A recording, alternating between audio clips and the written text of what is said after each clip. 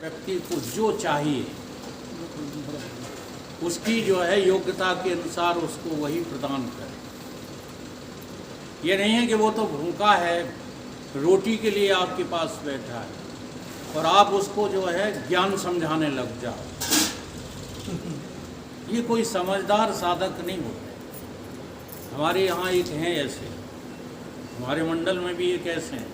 अगर सड़क पे पकड़ लिया आपको, हाँ, तो तुम कितनी भी जल्दी में जा रहे हो, तुम्हें खूब भूख लगी हो, घर पे रोटी का इंतजार हो रहा हो और वो तुम्हें पकड़ करके पूरा वेदांत सुनाए, वो हाथ तक पकड़ लेते हैं कि यार सुनो, 5 मिनट सुनो मेरी। अब बोलो ऐसे व्यक्ति को तुम क्या ज्ञानी कहोगे? इसे इतना ही बोध नहीं है कि हम किस समय कौन सी बात कर रहे हैं, काहे कि तुम ज्ञानी हो। और इतना अभिमान भरा है, किसी ने झूठ भी कह दिया कि तुम कुछ नहीं जानते हो, तो बस उससे दुश्मनी कर लो। और हमसे हजारों लोग जो है कहते हैं तुम कुछ नहीं जानते हो, हमें कभी बुरा लगता ही नहीं, क्योंकि हम तो जानते हैं कि जानने वाला मैं के अलावा कोई दूसरा है ही नहीं, इसलिए कहते रहते हैं। एक बात बहुत लोग कहते हैं, और आप लोग भी कहते होंगे, मुझे भरोसा है, वो ये है कि जानते सब हैं, मानता कोई नहीं। ये बिल्कुल जो है कथन 100% गलत है। जानता कोई नहीं है, सारा संसार मान ही तो चल रहा है। पहले तुम संसार की आज्ञा मानते रहे, संसार ने मनवाया जो तुम मानते रहे, नहीं मानते रहे। जैसे उदाहरण दें, तुम राय सिंह हो, ये बात तुमने किसकी मानी? अब तुम राय सिंह जानकर हो कि मानकर हो?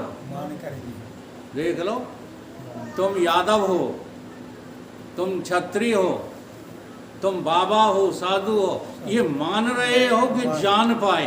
मान के ध्यान दो इन बातों। तो सारा संसार मानता रहता है और बोलता क्या रहता है? हम जानते सब हैं, मानता कोई नहीं है। अरे भाई, तुम मान करके ही आगे बढ़ रहे हो। हाँ, जब बच्चे थे तब तुमने अपने माता पिता की मानी, बड़े हुए तो शिक्षकों की मानी, और बड़े हुए तो दुनिया वालों की जो है व्यापार नौकरी आदि की अब ये मानी हुई बात है कि जानी हुई है? ईमानदारी से बताओ कि नौकरी लग जाए तो सौभाग्य जग जाए। हमारे बच्चे की नौकरी लग जाए तो समझ लो कि हमने क्या पार कर लिया, गंगा जी नहा ली। ये बात मानी हुई है कि जानी हुई? अब देखो, शास्त्र जनवा रहा है अधम चाकरी। शास्त्र क्या कह रहा है कि नौकरी क्या है? चाकरी, अधम है। उत्तम खेती जानते हो, मध्यम बंध, अधम चाकरी, भीख निदान, इन चारों को जानो। वो जान जाओगे तो कभी तुम्हें जरूरत नहीं पड़ेगी नौकरी। जो नहीं जानते हैं, मान के चल रहे हैं। अब जरा संसार वालों की मानना बंद किया तो साधु संतों ने जैसा मनवाया तैसा मानने लगे। तो सारे संसार में आज जो पाखंड ने अपना रूप धारण किया है ना, ये सब मान के ही तो किया है। जानता कोई है ही नहीं, वो जानने की कोई कोशिश भी नहीं करता। इसलिए जानना श्रेष्ठ है कि मानना श्रेष्ठ है? तो अभी कैसे तुम कहते हो हम जानते हैं, मानते नहीं? वो ऐसे लोग हमको रोजाना मिलते हैं, जब उनको हम कुछ सिखाएं तो हमसे ही लौट के कहने लगते हैं तुम कुछ नहीं जानते। हम सब जानते। इसी को कहा है ब्रह्म ज्ञान बिन नार नर करे न दूसर बात। सारा संसार ब्रह्म ज्ञानी है। हाँ जी, ये फैला फैला फिर रहा है बेचारा ज्ञान। तो मानना बंद करो और जानने की कोशिश करो।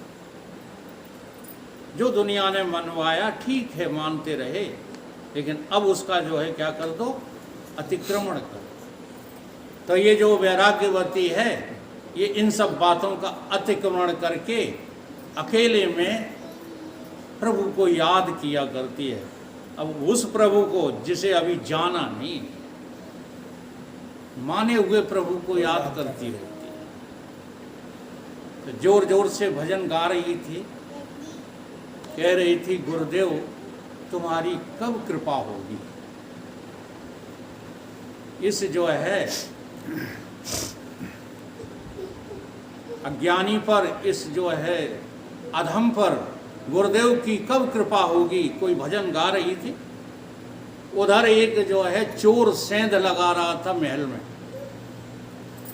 उसने ये आवाज सुनी तो उसने सोचा कि यार सबसे बढ़िया बात तो ये है कि आज चोरी करना बंद करो और राजकुमारी को जरूरत है गुरु की, तो आज बन जाओ क्या, बाबा। अब बाबा दो तरह के होते हैं, एक बने हुए बाबा होते हैं और एक वास्तविक बाबा होते हैं। तो आज चोर जो था सेंध लगाने वाला, बाबा बन कर के जा रहा है। हाँ, बाबा बनने के क्या लक्षण है बताओ। घर में हो खटपट, ध्यान देना, घर में होए खटपट और झटपट पहुंचो गुरु के मठ। घर में होए खटपट, हाँ, झटपट पहुंचो गुरु के मठ, यानी गुरु के आश्रम पर। और गुरु क्या करेंगे, गुरु तुमको जो है मूड़ देंगे, चोटी काट देंगे और कमंडल दे के भिकमंगा बना देंगे। ये बने हुए बाबा, ठीक है। और कहीं किसी खटपट की वजह से नहीं, वैराग्यवती की तरह इस संसार मुझे दुख रूप लगे, इस संसार की एक एक चीज मुझे दुख देने लगे, बिल्कुल हृदय पे हाथ रख के बताना। क्या आपको सांसारिक जो है उपलब्धियां, मैं उनकी नहीं कह रहा हूं जो बेचारे भूखों मर रहे हैं, जिन्हें रोटी भी खाने को नहीं मिलती है, उन्हें ये ज्ञान नहीं दे रहा हूं। उनको तो पहले रोटी खिलाता हूं, मेरे दरवाजे पे आ जाते हैं। तो हम उनकी बात कर रहे हैं जो इस तरफ बढ़े हो। क्या तुम्हें संसार की उपलब्धियां दुख दे रही हैं? जब संसार की उपलब्धियां दुख देती हैं तो गुरु से मिलने की बेचैनी बढ़ती है। गुरु जरूर तलाशोगे, फिर ढूंढोगे, और गुरु तुम ढूंढोगे तो भगवान जरूर कृपा करेंगे। और आज भगवान ने वैराग्यवती के ऊपर कृपा कर दी। हाँ, राम कृपा कर चितवह संत विशुद्ध। तो विशुद्ध तो नहीं मिले, भगवान ने नहीं भेजे, अशुद्ध संत भेज दिए, लेकिन कृपा हो रही है। देखो वैराग्यवान जो होगा ना, बहुत बहुत कथाएं मुझे आती हैं, लेकिन चूंकि उन कथाओं में बहुत समय लगता है इसलिए मैं उठाता नहीं हूँ। और माताएं भी ज़्यादा आती नहीं, इनकी संख्या ज़्यादा हो तो ऐसी ऐसी कथाएं सुनाएं, इन्हें घर में ही वैराग्य हो जाए। मेरे गुरु इतना माल दे गए, भरा पड़ा है भीतर भंडार, लेकिन वो हम उगलते नहीं, क्योंकि मुझे डर लगता है। जी हाँ, कि अच्छे खासे वेदांतियों को वेदांत पढ़ा रहे थे, अब भाव कथा सुनाना शुरू कर दें तो ये वापस और चले जाएं। सुधार कुछ होगा नहीं। लेकिन जो नए साधक आते हैं उनको भाव कथा ही सुनाना चाहिए। तो वैराग्यवती के सामने वो जो है ठगिया चोर साधु बन के आता है और कहता है कि बिटिया मुझे प्यास लग रही है, पानी पिला दोगी? तो वो तो थी ही संतों की, भक्त साधुओं की, दौड़ कर गई। तो ऐसे दौड़ कर मत जा। साधु क्या बोला?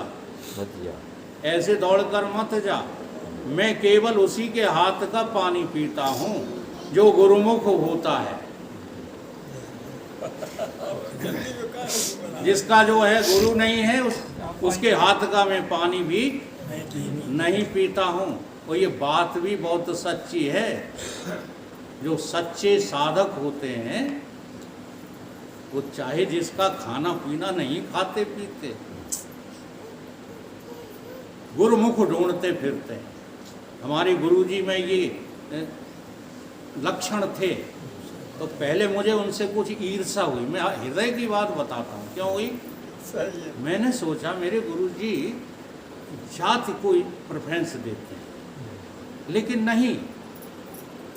जब मैंने देखा कि मेरे यहाँ इतने प्रेम से भोजन करते हैं और उनका शरीर था ब्राह्मण घर का, अगर जातिवादी होते तो मेरे यहाँ क्यों खाते? और एक नाई के घर भोजन करते थे। जी हाँ। तब बहुत दिनों बाद, हाँ, जब कुछ मेरी अकल खुली तब समझ में आई कि गुरुजी क्या करते थे।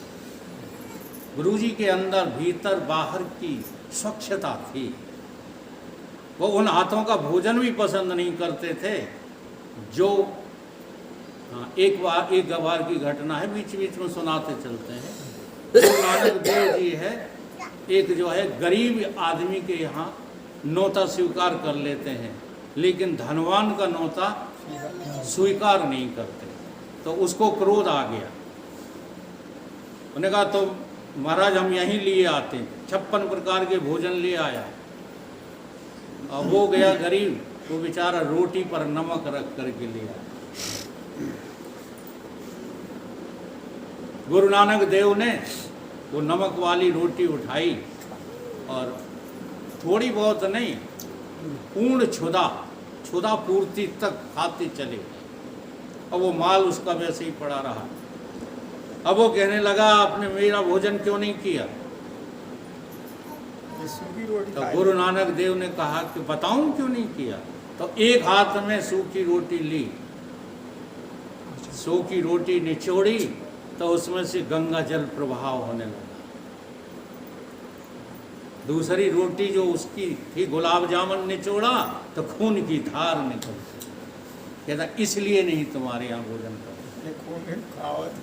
तो जो महापुरुष होते हैं ना, जी हाँ, त्रिकालदर्शी होते हैं, वो इसलिए परहेज करते हैं। वो किसी जात की वजह से परहेज नहीं करते, परिस्थितियों की वजह से परहेज नहीं करते। वो देखते हैं सच्चाई और झूठ। तो वैराग्यवती को उसने सिखाया कि तू जो है गुरुमुख नहीं है। तो वैराग्यवती ने कहा गुरु जी को मैं कहाँ ढूंढूं महात्मा जी, आप भी तो हो, तो आप ही हमारे गुरु बन जाओ। महात्मा जी तो आई ठगने के लिए था। तो महात्मा जी ने कहा कि ठीक है, गुरु दीक्षा ले लीजिए। वो तैयारी करने लगी कि यहाँ नहीं दूंगा, आपको जो है चलना पड़ेगा भटमाथपुरा जंगल में, एकांत में दीक्षा दूंगा। मैंने कहा ठीक है गुरु जी। तो साथ में क्या क्या ले चले? कहीं जितना धन हो तेरे पास, जितने वस्त्र हो तेरे पास, जितनी सामग्री हो सब रख लो।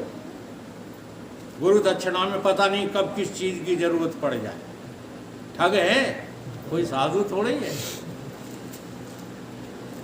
लेकर के चल दी वैराग्यवती। जंगल में पहुंची तो गुरुजी ने एक पेड़ से रस्सी से उसको बांध दिया। उसने कहा ये क्या है गुरुजी? ये है गुरु बंधन। हाँ, आजकल गुरु बांधते हैं।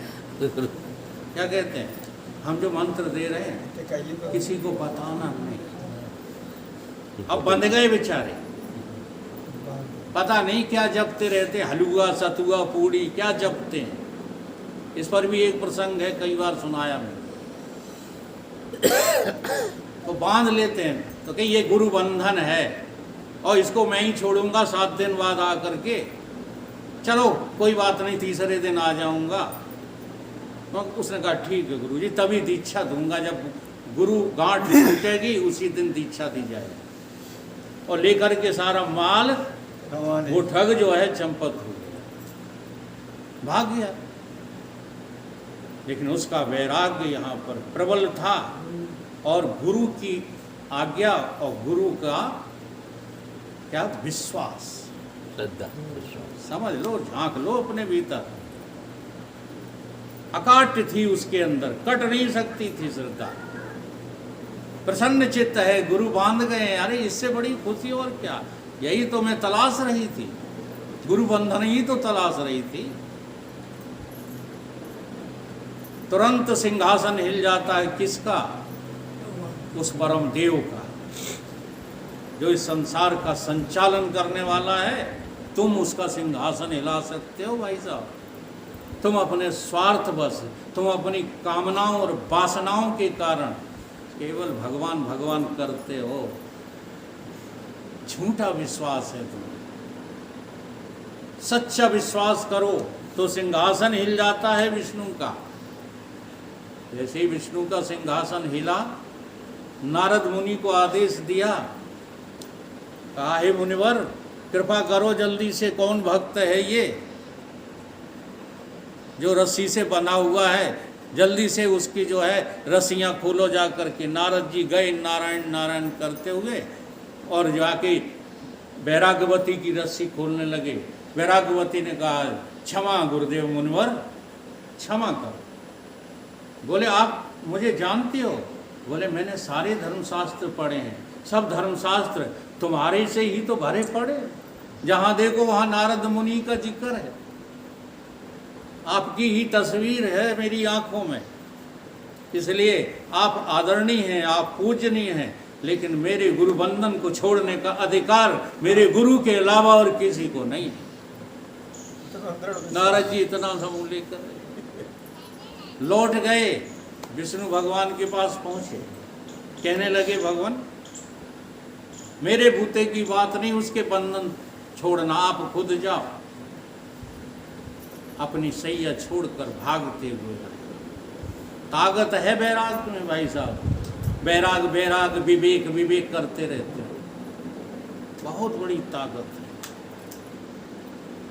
ये भले ही भाव कथा है, भले ही झूठ कथा है, लेकिन सच्चाई यही है कि ये वैराग्य का ही प्रतिफल है कि आज आप लोग मुझे श्रद्धा से सुन रहे। तमाम सुनाते फिरते हैं, 2 कौड़ी के लगते हैं आपको, मुझे पता है। वैराग्य का फल सामने नजर आता है, विवेक का फल वैराग्य है। विष्णु भगवान छोड़ने लगे बंधन तो रोने लगी, मनु महाराज की तरह अश्रुपात करने लगी, कहने लगी हे देवों के देव, आप सब कुछ हैं, आप तो सारे संसार में व्याप्त हैं, लेकिन कोई भी बने रहो, मेरे बंधन को तो सिर्फ मेरा गुरु ही छोड़ेगा। आपको मेरा बंधन छोड़ने का अधिकार नहीं है, आप परमेश्वर हो। विष्णु ने कहा तू जानती है मम दर्शन फल परम अनुपा, जीव पाए निज सहज, वो तो कि मैं पाऊंगी ही, इसमें मुझे संदेह नहीं रहा। हाँ, ये गुरु बंधन की महिमा है। विष्णु भगवान ने पहले कहा वो ठग है, वो चोर है। महाराज तुम चाहे कुछ समझते रहो, गुरु महिमा तो मुझे दिखाई दे रही है कि गुरु ने गठबंधन किया है, तब से नारद मुनि मेरे समक्ष आ गए और बंधन मैंने छोड़ने दिया तो सारे संसार का मालिक स्वयं भगवान तू मेरे सामने खड़ा है। अब मैं क्यों जो है गुरु को स्वीकार न करूं? मेरे गुरु के अलावा ये बंधन कोई नहीं छूटेगा। विष्णु भगवान ने नारद से फिर निवेदन किया, जाओ भैया वो नहीं छोड़ने दे रही, ढूंढो उस जो है चोर को, ये कहाँ पर सेंध लगा रहा है। अब नारद मुनि तो जो है सेकंडों में भागने वाले पलक झपकते दुनिया घूम लेते हैं। वो है नारद। आपको दर्शन हुए हैं? हमें तो रोज होते हैं दर्शन। एक सेकंड में, एक पल में जाने दुनिया की किस कॉर्नर पर पहुंच जाए। नाद रथ इति नारदः, जो तुम्हारे भीतर ऊधम मचा रहे हैं, मनी नाम ये सच्चे नारद है। तुम लोग ध्यान नहीं देते, हम वहीं अटक जाते नारद पे। विष्णु पे तो अटकना जो है स्वाभाविक भी है, लेकिन हम तो नारद पे ही अटके हैं। मन जो कहता है उसी में लगे पड़े रहते हो 24 घंटे। ये मुनि महाराज आपको आकृष्ट करते हैं। एक इसके दो रूप हैं मन के, एक असुर रूप भी है इसका और एक मुन रूप भी। वो हमें विस्तार नहीं करना। अब क्या हुआ कि मिल गए नारायण हरि नारायण हरि।